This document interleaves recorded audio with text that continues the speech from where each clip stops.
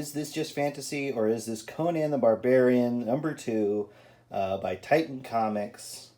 Had a lot of fun with the first one of this new series by Jim Zub and Robert De La Torre. And I'm excited to get into this one. Really cool cover. I mean, yeah, it's a pretty standard kind of image of Conan, but I love Roberto De La Torre's artwork, so I'm probably gonna be looking for his covers unless somebody interesting that I'm a big fan of is doing the cover. So I just love the character design. Brissa, I believe her name is. And yeah, is Conan. And again, we all know that they are tapping into the magic that is John Buscema's artwork. So I was gonna let him do it. Just gonna let him do it. And the reason this counts for spooky season is because there are basically the undead in this story. We have Conan the Barbarian versus zombies, and already right away, the great art continues for this series. How hard is it going to be for them to just keep Rob De La Torre working on these comics? Because when they move away from him, like when they have like a fill-in artist, or if they decide to replace him for an arc or to replace him at all, that's going to be probably a tough sell for many of the people who have been picking this up and enjoying it. I mean, Jim Zub's telling an interesting story, absolutely, but I feel like a lot of people who are skeptical about picking this up are convinced to continue reading it because of the art and because it's it's harkening back to the Buscema era of the character. Great coloring work on here by Dean White here, and I love the shadow going across his face, kind of mirroring the kind of the blue face paint that Brissa has. I love this great logs. That sounds like I'm being dirty, but I'm not. But okay, here's why we're doing a spooky season here. We got zombies here attacking. Really cool design on the zombies. They're not calling them. They're not using the Z word, but that's okay. On a similar panel to what we saw at the start. I think what's distinctive about the Buscema Conan, especially when he was doing his own inking, no eyebrows. Just straight up no eyebrows, or the eyebrows are so close to the brow line that it just becomes the brow line. I think that's a distinctive thing that Buscema did to the character. But pretty bleak looking stuff.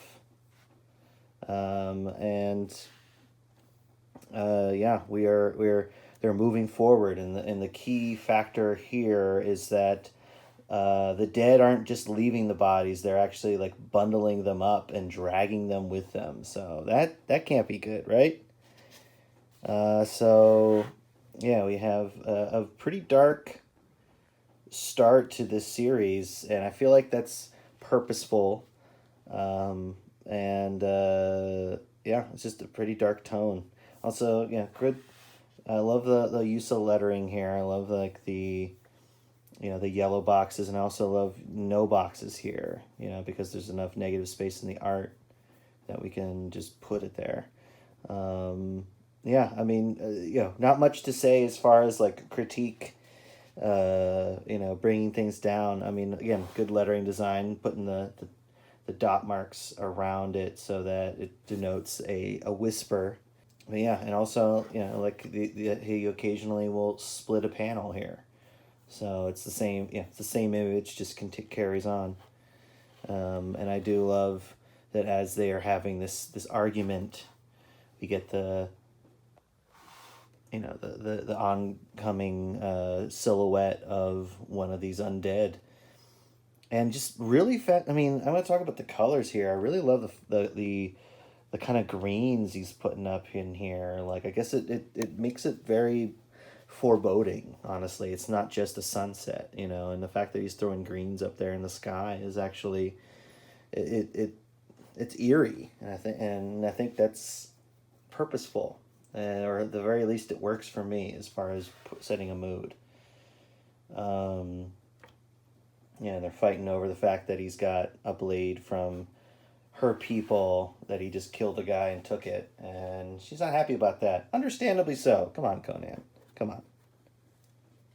But yeah, they're fighting. Draws on a zombie. Look at this great zombie. You know, it's got a face, great beard. Yeah, and I love this breakdown of like, oh, how fast he moves to cut this thing down. Especially like her reaction. Um, you know, in the split second, you know, he attacks. You know, just, you know, again, really well done. You know, real bloody and gutty is what I'll say. And that's something that, you know, if I'll break down what this version of Conan is and what makes it different than, say, what has been done for the past couple years, or even what was done in the 70s by Marvel with Buscema. Um, it's, you know, I can break it down into 3B words, which is boobs, blood, and Buscema like are the three words I would say. And that's basically, it is the 70s Conan, but with more blood and more boobs and some swearing, I imagine, eventually. And not that that's a criticism, because what the, you know, what they were doing in the 70s and 80s was great stuff, and I'm a big fan of it. But that's just, you know, so far the difference for me. I imagine that people who are Robert E. Howard scholars might be like, oh no, they're actually doing more with exploring parts of the Conan lore that Howard never got to talk about. Because I think that's the idea, is that they're kind of filling in some gaps in the lore of the Hyborian Age. Another great panel. Yeah, you know, and it's an interesting tale because it's just them following this group that don't seem to give a shit about them, except, you know, when they start arguing too loud. But I do like these breakdowns where like they stop to stare at the moon as if they're talking to it. You know, it's an eerie image, an eerie idea. Oh yeah, and here's that second, or that's that second B, or the first B I was mentioning, where they were just fighting, but he saved her life, and she's impressed by him, and then they hook up. So good for Conan. Nicely done. But you know, hopefully she's more than just, you know, a partner on this journey that he can have sex with. Hopefully there's a little more to her. Hopefully there's more stakes to her. I mean, I believe she's just an invention of Jim Zub, and Rob De La Torre. So I'm and hopefully they'll do more things, and she's not just a one-off character, but for an original creation, she is cool. I think she is. I don't know if she is or not.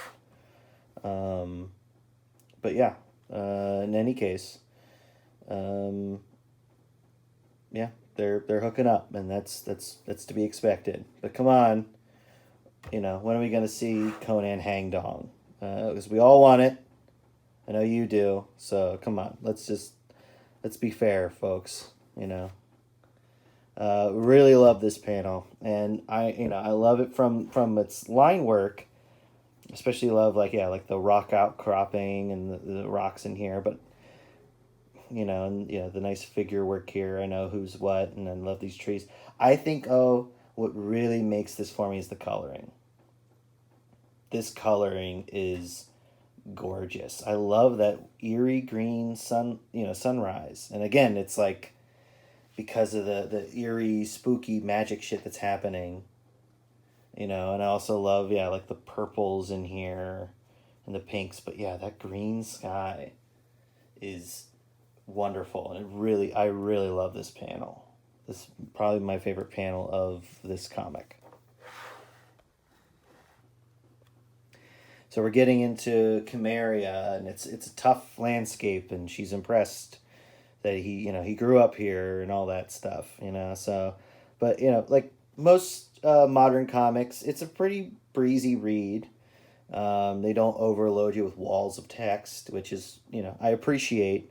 Um, but honestly, I feel like most people who read are gonna read this casually are gonna read it way too fast. They're not gonna linger, or they should be lingering on the artwork, because I just love these roots jutting out.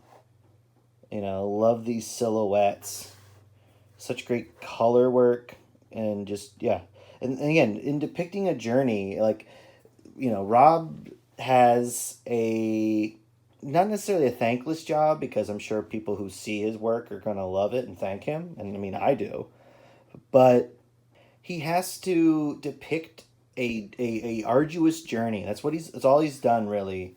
So aside from an action scene and a sex scene, aside from those two things, it is just them walking along after this group of zombies, and that's tough to keep interesting. And yet, like, I really, this page is working for me. I feel like he's changed up the camera angle, if you want to call it that, from one panel to the next. And yeah, he's trying to show off like the tough terrain they're going through, the temperature, all of that shit. And it's a tough job to make, like, all right, they're going to continue walking for the next 4 panels, or sorry, for the next however many pages, and it's just them, so that's got to be tough. And yet he continues to keep it interesting, and then also the colorist seems to do a great job at keeping up with it and keeping it atmospheric and just interesting to look at. Like, look at these crazy like blues and greens in here. I mean, that's like, I guess the glory of modern coloring is that you can do stuff like this. You can have more of this kind of like splashy kind of watercolory or acrylic looking color in just a regular comic.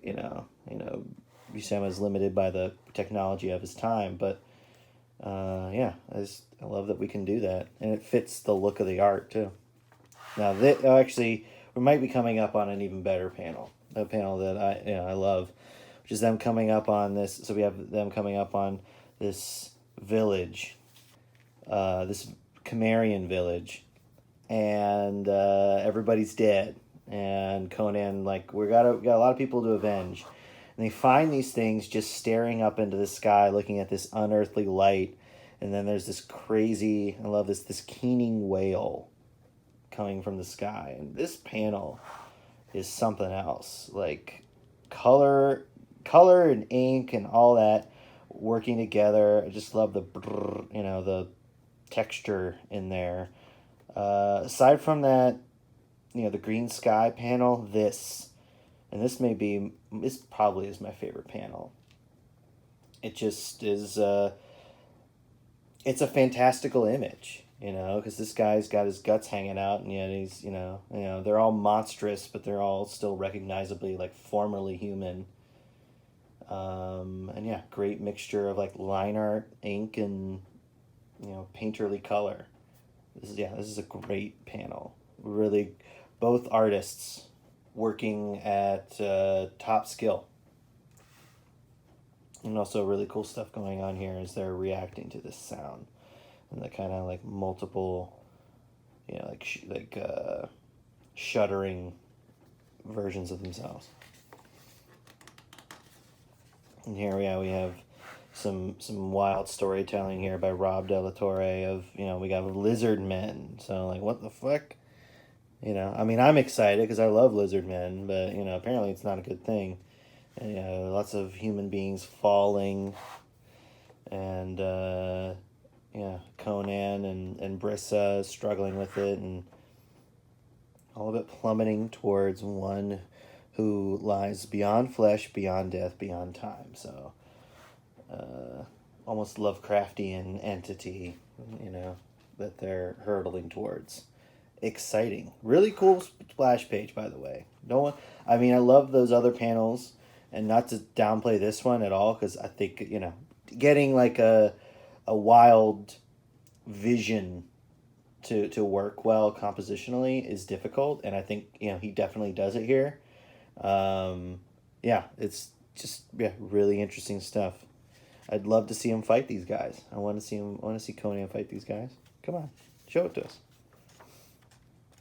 And then the worst happens, and Conan's comrades come back to life, and they're zombies, and they're going to kill him. And just, yeah, great fighting, great combat all around. You know, and yeah, just great use of line. I love how expressive like this kind of black line work is back here. And yeah, great. Yeah, just, yeah, love the heavy blacks in this. The heavy blacks really work for me. And yeah, and then yeah, great decapitation. You know, he's fighting. You know, we have this giant guy fighting him, and Brissa saves Conan this time. So I think, you know, I like that we have this kind of tit for tat relationship with them, where like they're fighting.